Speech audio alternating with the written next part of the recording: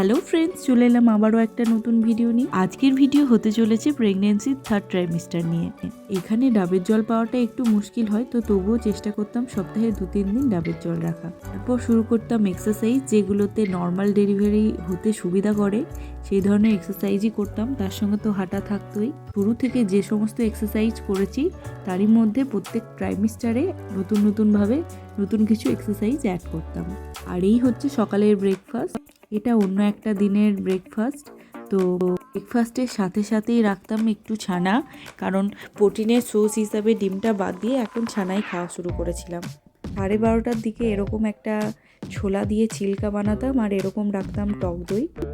3rd ট্রাইমিস্টারে টক দই আর প্রোটিনের source খুবই ভালো, কারণ এতে বাচ্চার ওজন বৃদ্ধি করতে সাহায্য করে।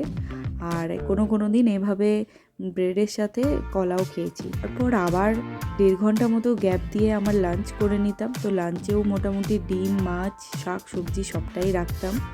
এই 3rd ট্রাইমিস্টারে যা ক্যালোরি আমি নিতাম তার থেকে মোটে 350 থেকে 400 ক্যালোরি আমি বাড়িয়েছিলাম, তার বেশি নয়। কাল 4টে নাগাদ এরকমভাবে কিছু ফল দিয়ে স্মুদি বানাতাম।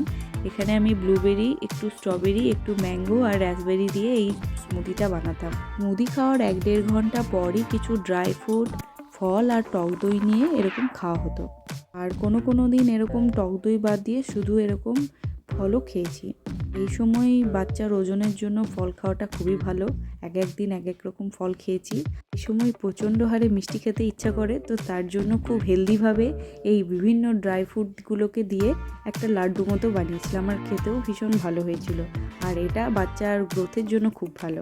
এটাও মাঝে মধ্যে আমি খেয়েছি। কেউ যদি এই লাড্ডুর রেসিপি চাও তাহলে আমাকে কমেন্ট করে জানিও, আমি রেসিপি দিয়ে দেবো। 7:30টার দিকে আবার এরকম স্ন্যাক্স নিয়ে নিতাম। তো এক দিন এক রকম থাকতো। তো এইগুলো এক দিনেরই ভিডিও। তার সাথে নিতাম আবারও ছানা খুবই হেলদি, আর এটা প্রোটিনের খুব ভালো সোর্স।